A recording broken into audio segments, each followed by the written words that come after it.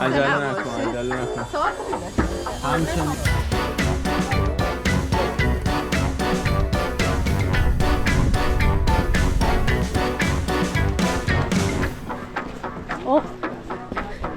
امید داری میای؟ فصل زمستون و تابستون ما اینجا. سلام. صبح شده باز دوباره چشمک بزن ستاره بیا با هم برقصیم ماهی اوزون برون. پیمایش قلعه شاداب داریم. مثلا اینکه 3 ساعت پیمایش داریم. بعد جمع کردیم داریم راه میفتیم. از خونه دیشبی هم خدافظی کردیم، یعنی میایم وسیله ورمی داریم جمع میکنیم میریم یه لوکیشن دیگه. اینجا چون صاحبش بنده خدای سر بالا سرمون بود نمیرفت، با صابخونه داشتیم زندگی میکردیم، بریم اونجا زن راحت بشیم. اینجا البته ما ناراحت نبودیم. آره اونا داشتیم ناراحت میکردیم. آره اینجوری دیگه. رسیدیم به لوکیشن قلعه شاداب. آدرس تقریبی اینجا روستای اسلام آباد، منطقه شهیون، مجاور دریاچه سد دز. این قلعه در حقیقت بیشتر یک قلعه طبیعیه. دیوارهای سنگی داره که به خاطر فرسایش زمین شناسی شکل گرفتن. البته توی منطقه یه سری ساختارهای دستکند مثل اتاقک‌ها و مسیرها هم وجود داره که انسان‌ها اونو درست کردن. محیط اطرافش هم ترکیبی از مناظر کوهستانی، دره و آب که همون دریاچه دزه و در کل چشم‌انداز خیلی قشنگی داره. همراهمون باشید تا با هم دیگه بریم و ببینیم. ابتدای مسیر که می‌خواستیم بریم بالای کوه یه چیزی نظر هممون رو خیلی جلب کرد و اون یه قبرستون بود که به نظر قدیمی میومد. چیزی که جالب بود این بودش که سنگ قبرهای این قبرستون معمولی نبودن و یکم متفاوت بودن. روی هر سنگ یه تعداد طرحی حک شده بود که به نظر میرسید با توجه به شخصیت اون فردی که فوت شده و دفن شده روی اون سنگ حکاکی شده. برای مثال بعضیاشون عکس گله و اینجور چیزا روشون حک شده بود و یه سری دیگه هم المانایی که مربوط به کشاورزی میشن روشون حک شده بود. انگار که هر کدوم از اون سنگ ها یه داستان به تصویر کشیده ای از اون آدمی بودن که اونجا دفن شده.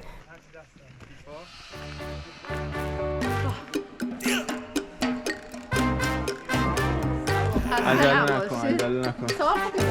همچنین. دست رو نده. خیلی ممنون.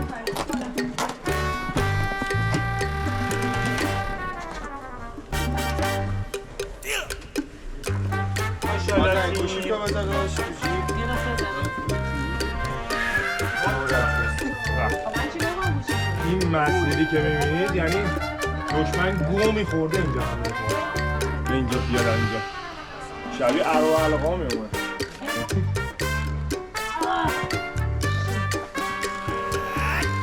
عزیزم بفهم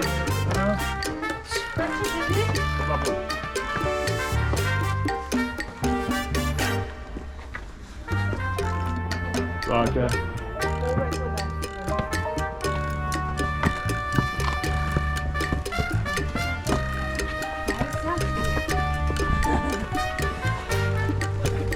یعنی این قلعه‌ای که من میسازم اینجا اونجاست که من خودت نمیایی بالا. اینها اومدن. نه این راه دشمن رو دیگه من یه راه مخفی سباک میام. بچه‌ها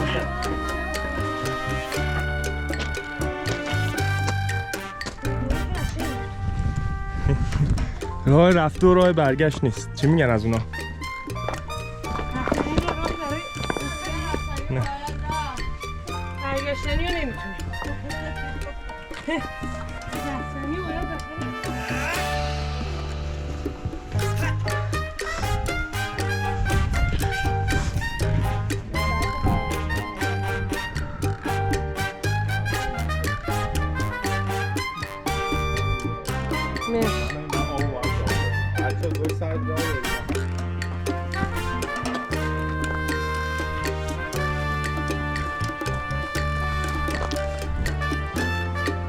یه چادر ناپولا بزنی الهی از تو مادر خوبه. آره نمیدونم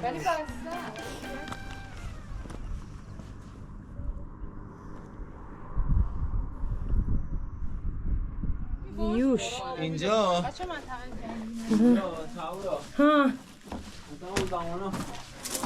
تاخچه داره نگاه. اینجا زمانه قدیم برای نگهبانی بوده دیگه. خیلی خفنه. نگهبان قلعه. نگاه مال اینجا. اونجا آتیشتونه آره قشنگ، دیگه. اینجا تاخچه است. درس زمستون و تابستون ما اینجا میگذروندن دیگه. چه ویویی هم داره. چی شده؟ اینجا چی بوده گفتی؟ جای نگهبان؟ نگهبان برج عباس اینجا. بله بله.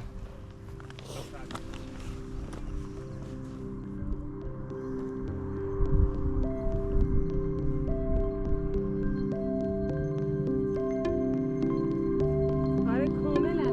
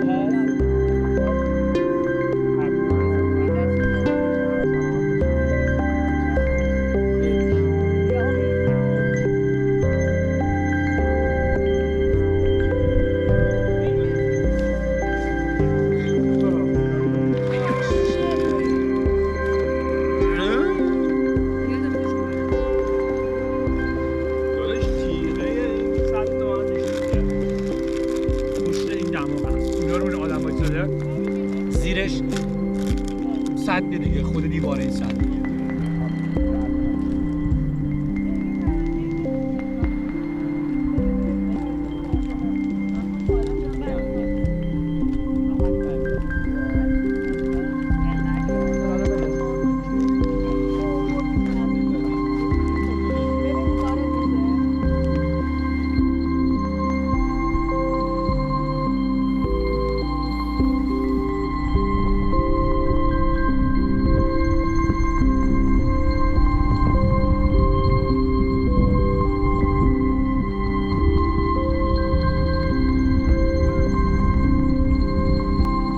یس بیا خوبه. چه جای دلی. یا کمپ. آره قشنگ. قشنگ جای کمپ. با چه ویویی حاجی. رضا جای کمپیه اینجا.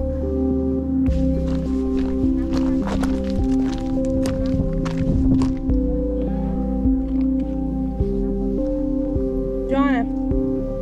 آره بیا خیلی خوب معلومه.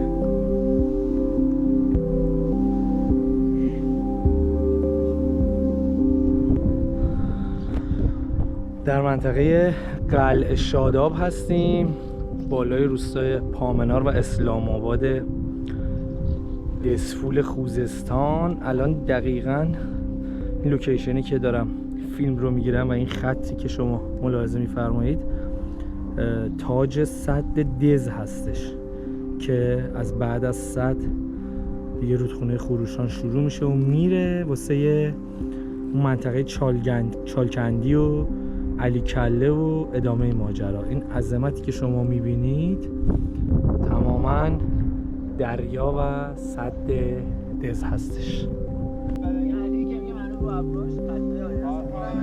بعد اینجاش هم کار داره بزنم اشکالی دسته خطش فقط بزنه تو مدرسه هم کتونی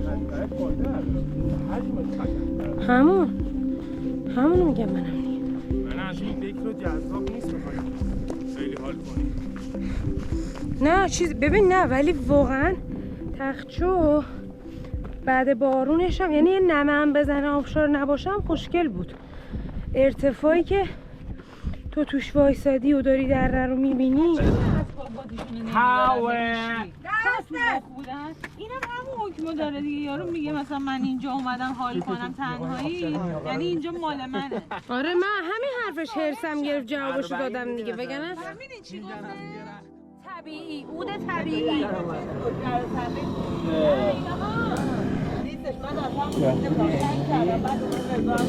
ببین اونورا خیلی حال میداد.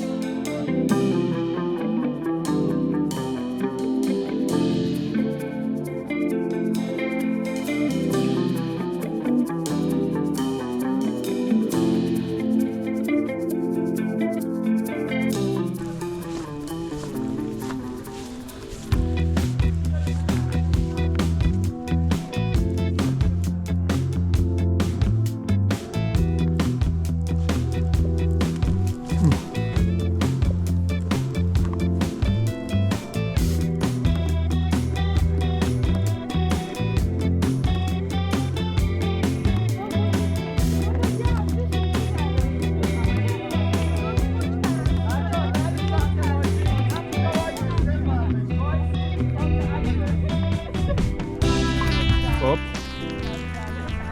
بعد از تقریبا 6 ساعت پیمایش بالاخره رسیدیم و جاده تموم شد. فکر میکنم از ساعت رو برای ساعت 6 بله ساعت 11 ما اومدیم اینجا ساعت 6 الان 7 ساعت پیاده روی و 24 کیلومتر هم مسافتی که